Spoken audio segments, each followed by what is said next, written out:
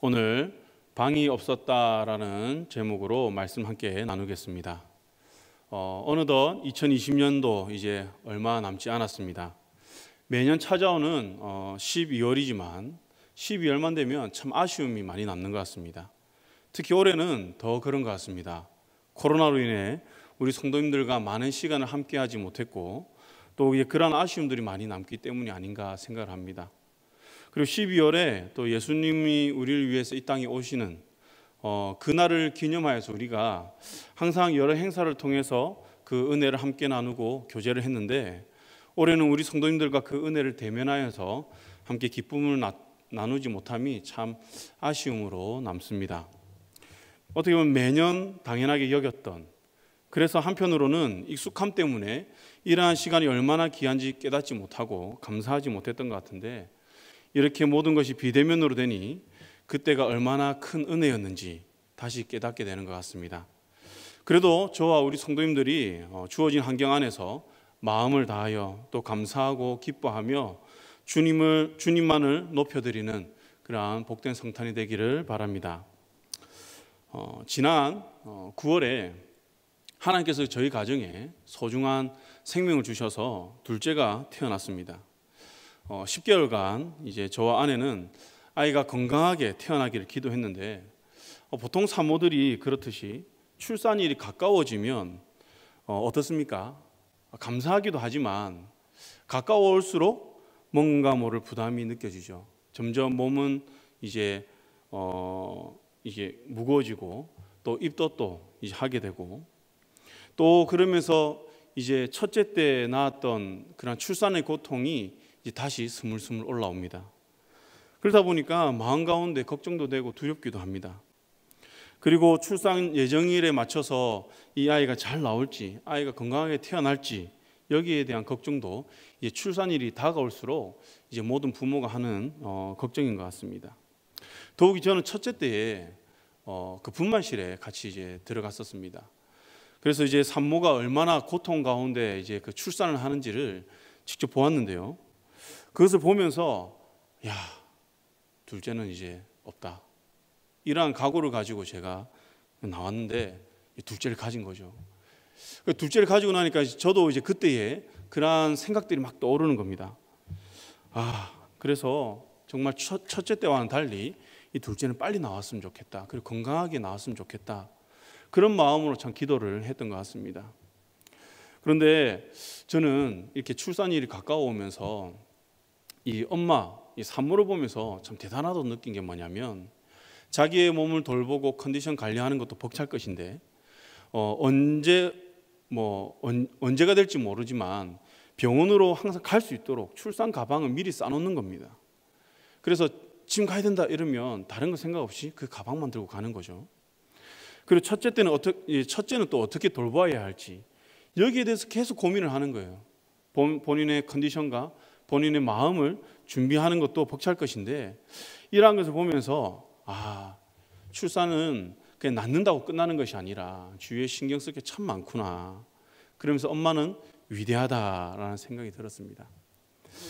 저는 이러한 10개월간의 출산의 과정 중에서 가장 감사한 것을 꼽아라라고 하면, 저는 산부인과가 집이랑 아주 가까이 있다는 것, 그리고 둘째도 첫째와 같이 예정일보다 조금 일찍 나왔는데 예약도 없이 갑자기 찾아온 그 병원에서 병실이 마련되어 있고, 또 의사와 간호사들이 그 하던 업무를 두고 그 산모에게 붙어서 이 산모가 안전하게 또 이 태아가 건강하게 출산할 수 있도록 이제 돕는다는 거죠. 그것을 보면서 얼마나 감사했는지 모릅니다. 그리고 출산 후에는 어떻습니까? 병원에서 시간이 되면 밥도 챙겨주고 또 치료도 해주고 아기의 건강도 체크하면서 많은 사람들이 이 아이와 이 산모의 이 건강을 관리해주는, 이것을 보면서 참 많이 고마웠습니다. 그래서 이제 산모와 이 아이에 많은 사람들이 관계되어 있었던 것이죠. 그때 만약 이러한 도움의 손길이 없었다면, 또 출산할 수 있는 장소가 없었다면 정말 앞이 캄캄했을 것 같습니다. 근데 오늘 말씀을 보면 정말 열악한 환경에서 출산하게 된 한 가정이 나옵니다. 바로 요셉과 마리아의 가정이죠. 이들은 만삭 때에 가이사 아구스도의 명령에 따라서 이제 호적하기 위해 지금 머물고 있는 그 갈릴리 나사렛을 떠나서 이제 고향인 베들레헴까지 이제 가야만 했습니다.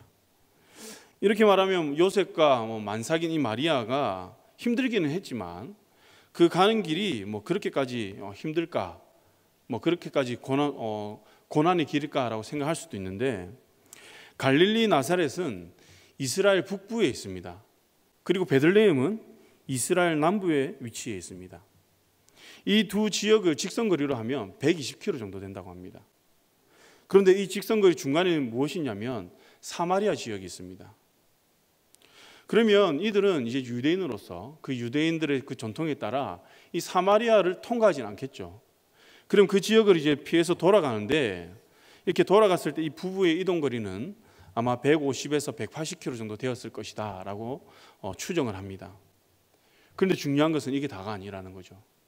평지를 이렇게 가면 그나마 힘들지만 그래도 걸을만 할 것인데, 평지가 아니라 이들이 이동하는 지역은 구릉성 산지이고 또 산악지대로 이루어져 있었습니다. 즉 이 부부가 고향 베들레헴으로 가는 여정은 결코 만만한 것이 아니었으며, 출산을 앞둔 만삭인 그 산모가 가기에는 너무 힘든, 그리고 어떻게 보면 그 생명을 담보로 하면서 가야 하는 그러한 거리였다는 것이죠. 저는 이러한 그들의 여정을 묵상하다가 만삭의 이 여인이 이 거리를 이동한다는 것이 과연 가능할까? 그리고 이동할 때 마음이 과연 이들은 어땠을까라는 생각을 해보았습니다. 당시 의료시설이 잘 되어 있었던 것도 아니고 이동 수단이 좋았던 것도 아니고, 그래서 분만 기술이 또 뛰어났던 것도 아니고 장비가 있는 것도 아닌데, 이러한 열악한 환경 가운데서 이들이 이동했을 때 그들의 마음이 조마조마하지 않았을까요? 지금 나오면 어떡하지? 지금 나오면 어떡하지? 혹시라도 예정일보다 일찍 나와서 길에서 아이를 놓으면 어떡할까? 감염 위험도 있을 텐데 도움을 구할 방법도 없는데, 그래서 왜 지금 하필 지금 이렇게 가야 하는 것일까? 이런 의문이 들지 않았을까요? 물론 하나님의 뜻으로 아이를 가지게 되었지만 이들 마음에 이와 같은 고민이 있지 않았을까 저는 생각을 해보았습니다. 그래도 감사하게 이들은 힘든 여정이었지만 하나님의 은혜로, 하나님의 도우심으로 안전하게 베들레헴에 도착했습니다. 그런데 이게 웬일입니까? 당시 모든 사람들이 호적하러 고향으로 가다 보니까 이들이 머물 빈방이 없었던 것입니다. 저는 어떻게 방이 한 칸도 없을 수 있을까 이런 생각이 들었는데, 설교를 준비하다가 이 부부의 이동 기간을 계산한 그런 글을 보았습니다. 보니까 성인이 이 산지를 이동해서 갔을 경우에 5에서 6일 정도 걸렸다고 합니다. 그런데 만삭인 산모와 함께 이동한 것을 고려하면 이들이 이동한 그 기간이 아마 10일 정도 되었을 것이다 라고 이야기를 하는 거예요. 그렇다면 이들이 다른 사람들보다 일찍 출발했다 하더라도 현저히 늦게 도착할 수밖에 없다는 것이죠. 그렇게 여간에 방이 없는 것은 어떻게 보면 당연한 것입니다. 그리고 이들이 고향에 도착했을 때 그 거리의 모습 여러분들 한번 생각해 보았습니까? 거리에는 이미 고향에 도착한 사람들이 모여서 가족들과 만난 그 즐거운 소리, 또 지인들과 함께 그 즐거움 나누는 그 기쁨의 소리들이 나오지 않았을까요? 마치 우리가 명절에 고향에서 이제 오랜만에 만나는 그 가족들과 또 친구들과 시간을 보내는 듯 그러한 모습과 같이 말이죠. 만약 가족과 지인이 없는 사람들이었다면 그냥 여간에 머물면서 긴 여정 가운데 있었던 그 피로의 여독을 찢고 또 쉬고 그렇게 있었겠죠. 즉 각자의 시간을 보내기에 바빴다는 것입니다. 그런데 이 부부는 하나님의 뜻에 순종하여서 메시아를 태에 품고 있지만 지금 누울 자리 하나 없습니다. 그저 머물 방을 구하기 위해서 거리를 이리저리 헤매고 있을 뿐이죠. 요셉과 마리아 부부에게는 예수를 태에 가지는 순간부터 평탄한 순간이 없었습니다. 그런데 가장 중요한 출산의 그 순간까지 이들은 한순간도 마음을 놓을 수 없는 상황입니다. 만약 여러분들이 이와 같은 상황을 겪었다면 어떠한 마음이 들었을까요? 원망하고 또 서럽기도 했겠죠. 내가 원해서 선택한 길도 아닌데 하면서 마음의 낙심이 찾아와서 아마 힘들지 않았을까 싶습니다. 요셉과 마리아도 이 모든 것은 자신들이 원했던 모습이 아닙니다. 하나님의 천사를 통해서 메시아에 대한 그 계시와 함께 마리아는 처녀의 몸으로 그 아이를 가지게 되었습니다. 자신이 원했던 방법도 아니고 자신이 원했던 그 삶도 아니었습니다. 쉽게 말하면 모든 것은 하나님께서 버리신 일입니다. 하나님께서 한 사람의 인생을 찾아오셔서 메시아를 출산하게 하셨는데, 그렇다면 다른 건 몰라도 그래, 이 긴 여정 가운데 이동하라는 거, 그래, 이것까지는 그래 할 수 있겠지. 그러나 다른 건 몰라도 출산할 때는 대단한 것을 원하는 것이 아니라 평범하게 몸과 마음이 그래도 좀 쉴 곳을 주셔야 되지 않을까? 다른 건 몰라도 이렇게 힘든 여정을 통해서 고향에 왔으면 방 하나 정도는 주셔야 되지 않는가? 그런 생각이 들지 않을까요? 저는 이제 가끔 그런 생각이 들더라고요. 이제 목회를 하면서 하나님 부르심에 대한 그러한 이제 확신은 있습니다. 부인하지는 않는데요. 어려운 일이 맞닥뜨리면 하나님, 나를 부르셨으면 이 정도는 하나님께서 해주셔야 되지 않을까요? 이거는 주님께서 어떻게 해결해 주셔야 되지 않을까요? 그런 마음이 한 번씩 들 때도 있습니다. 이러한 것을 비추어 볼 때 요셉과 마리아의 마음도 비슷하지 않을까, 저는 그렇게 생각을 해봅니다. 그런데 하나님께서는요, 계속 잠잠하십니다. 왜 하나님께서는 이들을 돌보지 않을까요? 이는 바로 다른 이유가 아니라 바로 우리 때문이라는 것이죠. 예수님은 이 땅에 왕으로 오셨지만 우리가 생각하는 왕으로서의 그 권세와 영광을 취하기 위해서 오신 것이 아닙니다. 주님은 마태복음 20장 28절에서 인자가 온 것은 섬김을 받으려 함이 아니라 도리어 섬기려 하고 자기 목숨을 많은 사람의 대속물로 주려 함이라 라고 말씀하고 있습니다. 무엇입니까? 왕으로서 섬기겠다는 것이 아니라 오히려 우리를 섬긴다는 것이죠. 또 마태복음 11장 19절에서는 인자는 세리와 죄인의 친구로다 라고 말씀합니다.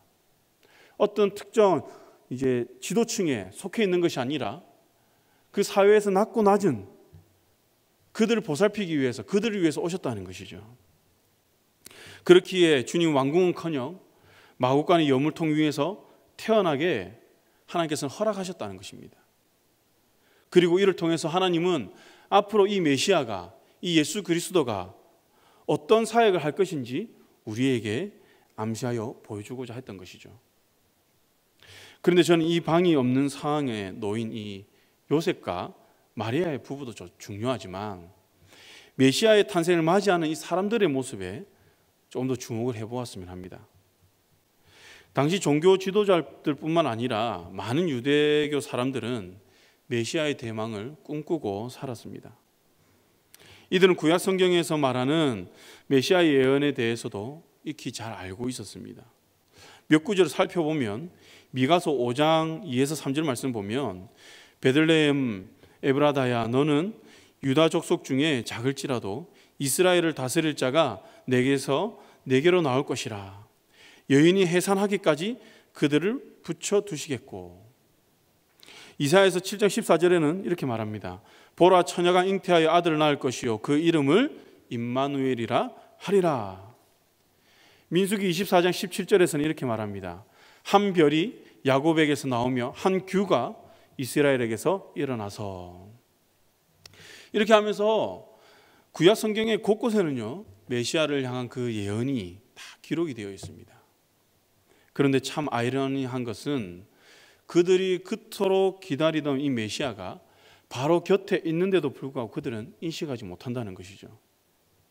그들은 메시아가 곁에 있지만 자신들의 삶을 살기에 바쁘고 자신들의 일로 지금 바쁘다는 것입니다. 자신들의 그 기쁨과 즐거움 누리기에 바빠서 지금 거리에서 방을 구하고 있는 이 부부, 이 메시아를 바라보지 못하고 있다는 것이죠. 저는 그들의 삶을 살기에 바쁜 이들의 모습을 묵상하다가 예수님께서 천국 비유를 하시면서 말씀하신 마태복음 25장에 나오는 열처녀의 비유가 생각이 났습니다. 여러분들도 잘 아시는 내용이죠. 그 내용은 대략 이렇습니다.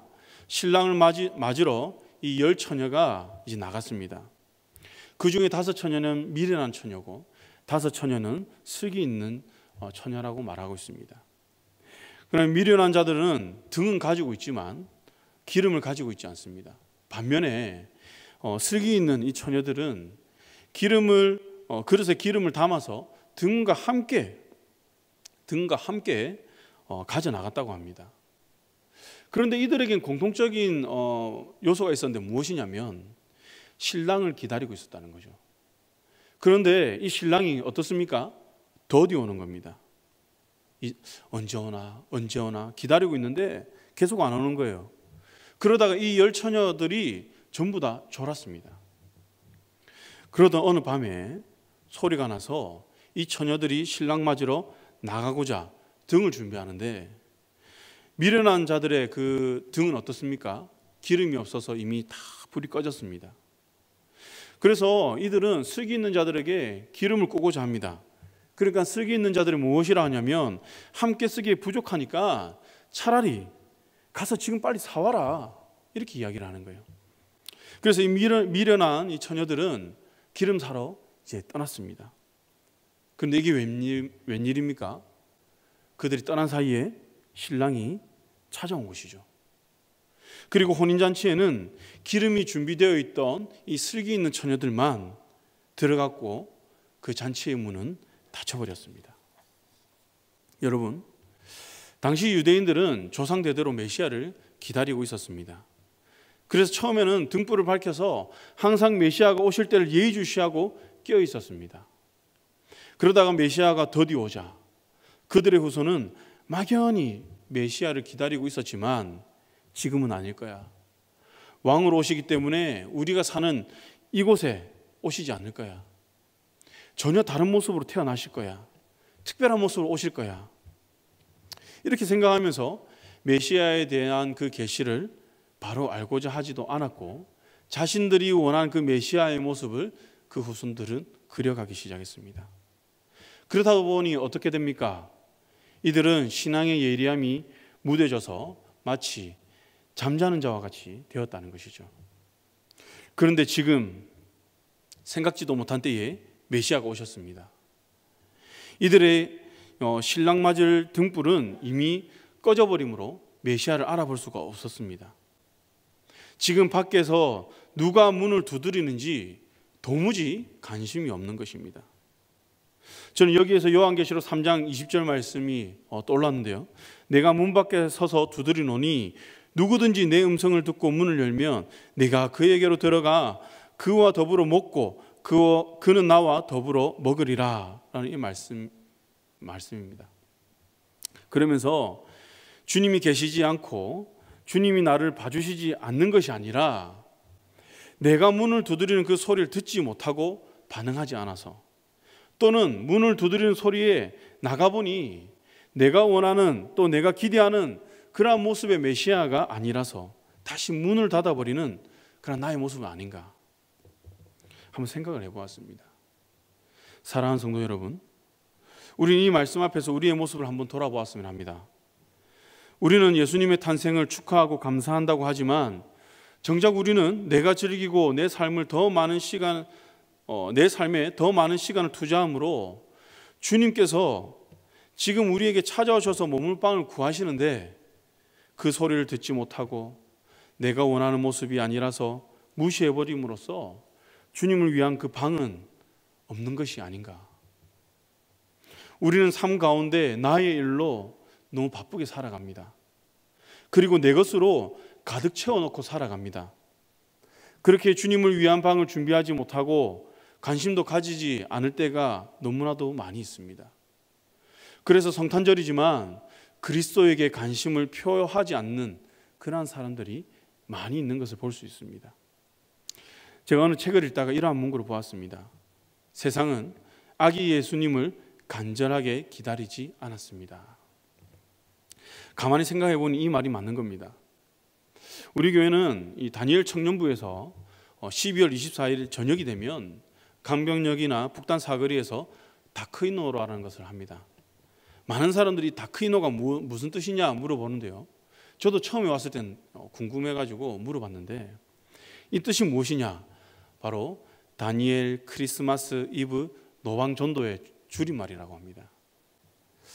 다시 말하면 이제 그 시간에 나가서 우리가 찬양과 성탄 찬양과 캐롤을 부르면서 또 그 주위에 인근 사람들에게 전도를 하는 거죠.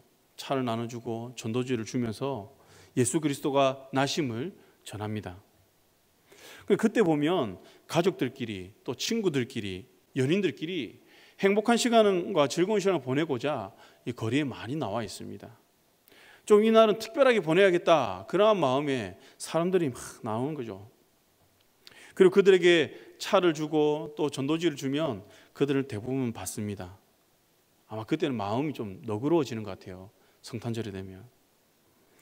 그리고 찬양을 통해서 이들은 예수 탄생을 듣게 됩니다. 그러나 이들은 받기는 받지만 듣기는 듣지만 예수 탄생에 대해 관심이 없습니다. 오직 자기 자신에게 관심이 있는 거죠. 오늘 어떻게 특별한 시간 보낼까? 어떻게 즐겁게 보낼까? 어디에서 무엇을 먹을까? 누구를 만날까? 오직 자기의 즐거움에 집중을 하면서 보냅니다. 예수님 태어날 당시에도 헤롯 왕은 동방의 박사들을 통해서 예수가 어디에서 태어나는지를 알았습니다. 그런데 헤롯뿐만 아니라 마태복음 2장 3절 말씀을 보면 온 예루살렘이 듣고 소동했다고 이야기를 합니다. 그러니까 온 예루살렘 사람들이 예수의 탄생에 대해서 들었다는 거죠. 그리고 알았다는 것입니다. 그리고 2장 4절에서 이 왕이 대제사장과 서기관들을 모아서 그리스도가 어디에서 나겠느냐라고 물어봅니다. 그러자 그들이 5절에서 유대 베들레헴입니다 라고 왕에게 정확하게 말합니다. 이들은 미가서 5장 2절에 나오는 메시아에 대한 메시아 예언에 대해서 알고 있었고 그것을 왕에게 말해준 것입니다. 그러나 이들은 알고는 있지만 관심이 없었습니다. 그건 성경에 나오는 계시이지 지금은 아니야. 지금까지 아무 일이 없었기에 앞으로도 아무 일이 없을 거야. 이들은 교리적으로는 탁월하고 율법적으로는 존경받았는지는 몰라도 정작 메시아의 그 도래에 대해서는 전혀 관심이 없었다는 것이죠. 제가 읽었던 그 책에서 이러한 그들의 모습을 빗대어서 이렇게 말을 합니다. 만약 하나님께서 천사들과 목자들을 보내지 않았다면, 동방박사들을 인도할 한 별을 보내지 않았다면 아무도 그분의 탄생을 알아보지 못했을 것이다. 그런데 더 중요한 것은 이러한 종교 지도층뿐만 아니라 평범한 사람들도 예수를 거부했다는 것입니다. 이는 당시 모든 이들에게는 예수를 위한 공간이 없었다는 것을 우리가 알 수 있습니다. 왜 그렇습니까?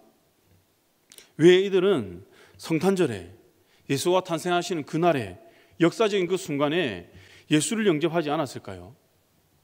저는 한 두 가지로 생각을 해보았습니다. 첫째는 단순히 생각하면 먼저 왔기 때문입니다. 아주 상식적이죠. 내가 먼저 왔기 때문에 내가 돈을 내고 방을 빌렸기 때문에 그 방을 내가 쓰는 것이 당연한 것입니다. 그리고 내 것이라 주장하는 것이 당연한 것입니다.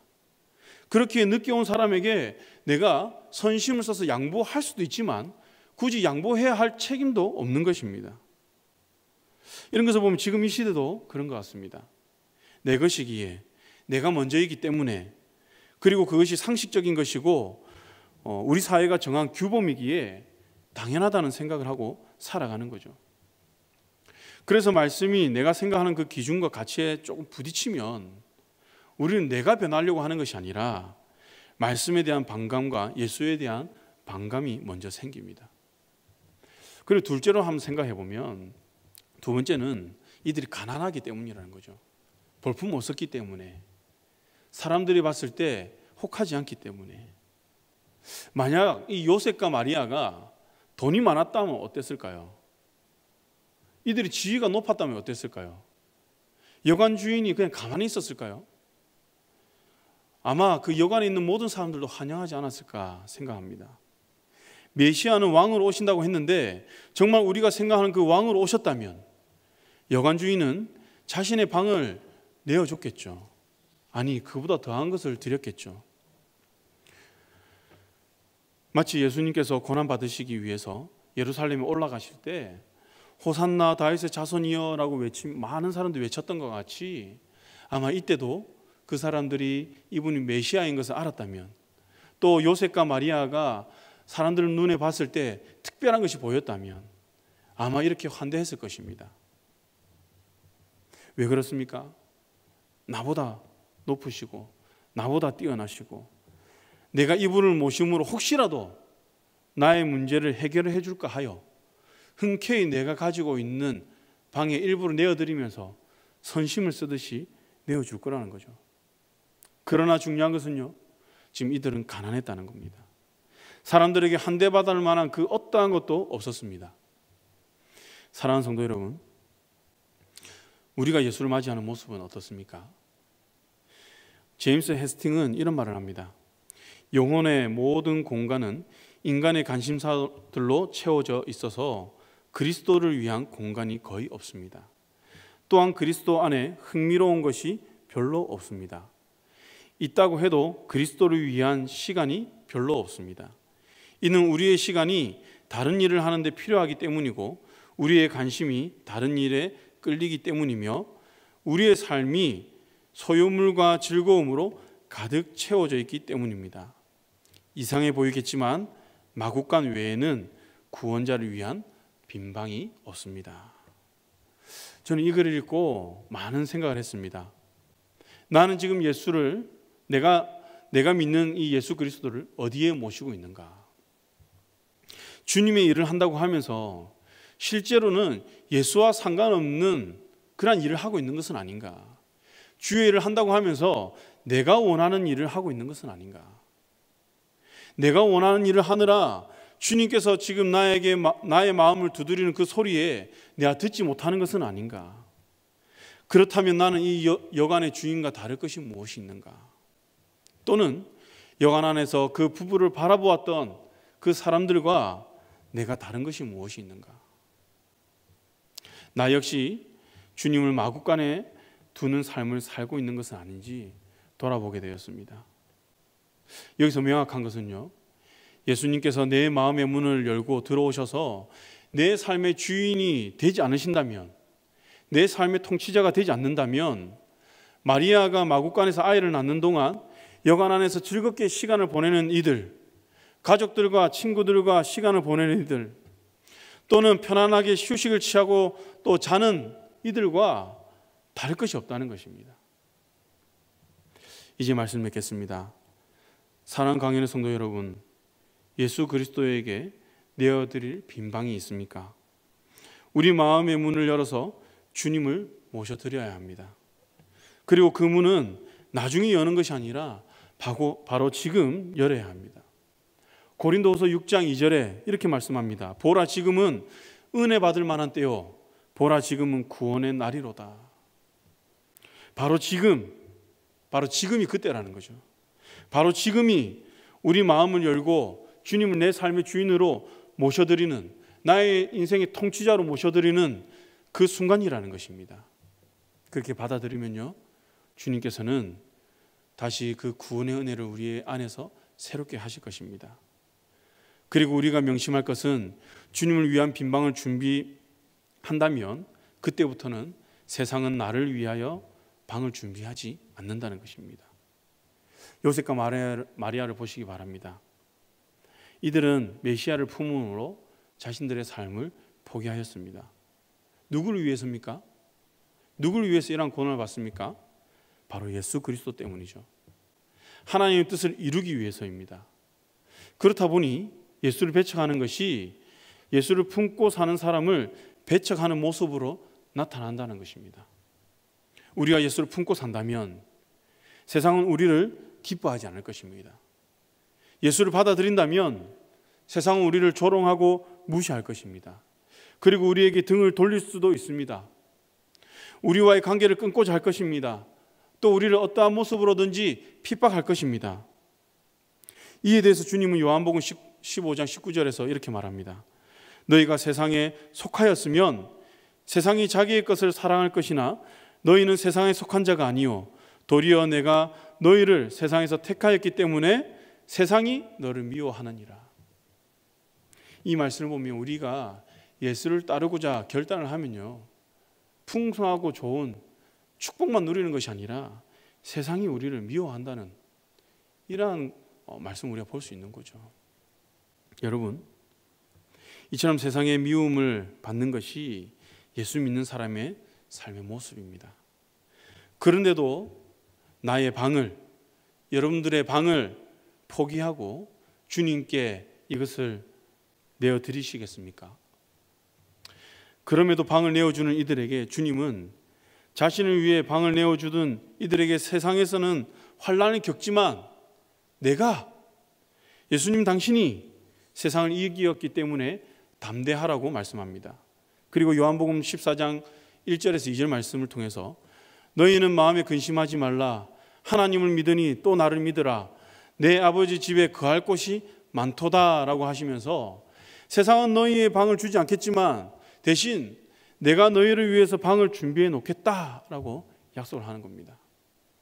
사랑하는 강해 성도 여러분, 우리의 삶에 모든 것이 없을지라도 십자가만 있다면, 예수만 품고 있다면 모든 것을 가진 것임을 믿으시기 바랍니다.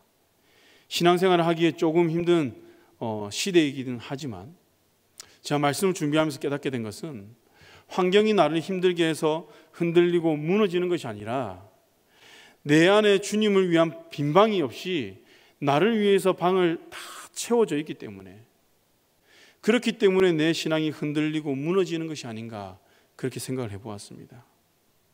저는 오늘 말씀을 통해서 우리 모든 성도님들이 슬기 있는 처녀들과 같이 항상 주님을 맞을 기름을 준비하는 지혜로운 성도님들이 되시기를 바라며, 또 나의 삶의 방에 내 것으로 채우는 것이 아니라 주님을 위한 빈방을 예비함으로 주님께서 문을 두드리는 그 소리에 반응하는 은혜가 있기를 바랍니다. 그리하여서 내가 즐기고 기뻐하는 성탄이 아니라 주님을 맞이함으로 진정한 성탄의 기쁨을 누리시기 바랍니다. 그리고 예수를 믿음으로 세상에서 손해보고 또 무시당하고 원치 않는 환난을 겪을 때도 있을 것인데, 그때 오히려 주님께서 주실 참 평안과 안식과 또 기쁨이 있는 그 초소를 소망함으로 살아가는 우리 모든 성도님들 되시기를 주님의 이름으로 간절히 축원합니다. 함께 기도하시겠습니다. 사랑해 주님 감사합니다. 오늘 이 시간 말씀을 통해서 우리에게 깨닫게 하여 주시고 내 삶에서 무엇이 결핍되어 있는지 알게 하여 주시니 감사합니다. 말씀을 통해 우리 삶을 돌아보고 또 우리가 주님 앞에 바로 섬을 통하여 이 세대 가운데서 우리가 낙심하고 흔들리고 또 주저앉는 것이 아니라 주님이 주신 말씀을 붙들고 다시 일어서서 주님이 주신 그 소망을 품고 살아가는 능력의 성도, 믿음의 성도들이 되게 하여 주시옵소서. 그리하여서 다가오는 이 성탄 가운데 내가 즐기는 것이 아니라 주님께서 나에게 주신 그 구원의 은혜를 다시 묵상하며 그 은혜 가운데 거하며 많은 사람들에게 예수 그리스도를 증거할 수 있는 그 복된 성탄이 되게 하여 주시옵소서. 감사드리오며 예수님 이름으로 기도드립니다. 아멘. 다 함께 찬송가 111장 부르신 후에 담임 목사님 나오셔서 축도로 예배를 마치겠습니다.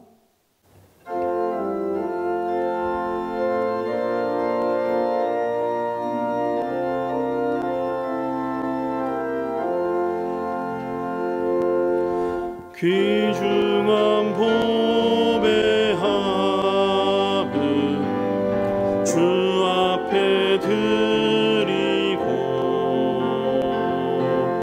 우리의 몸과 마음도 다 함께 바치세. 진리는 오묘하고